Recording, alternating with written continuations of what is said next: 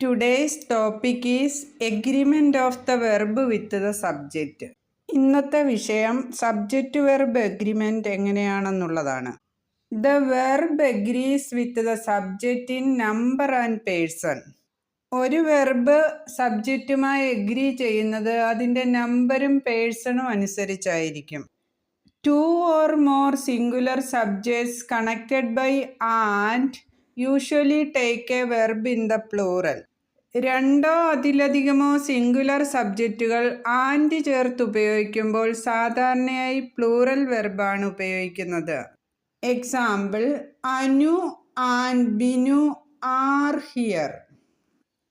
If two singular nouns refer to the same person or thing, the verb must be in singular. രണ്ട് singular നൗണുകൾ ഒരേ വ്യക്തിയെയോ വസ്തുവിനെയോ കുറിച്ചാണ് പറയുന്നതെങ്കിൽ വെർബ് സിംഗുലർ ആയിരിക്കും. My friend and benefactor has come. If two subjects together express one idea, the verb may be in the singular.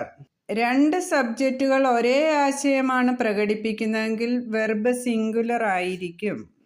Example, bread and milk is his only food. If the singular subjects are preceded by each or every, the verb is usually singular. Each or every കഴിഞ്ഞ് രണ്ട് singular subjects വരികയാണെങ്കിൽ verb singular ആയിരിക്കും. Example, every boy and girl was ready. Please like, comment, share and subscribe my video. Thank you.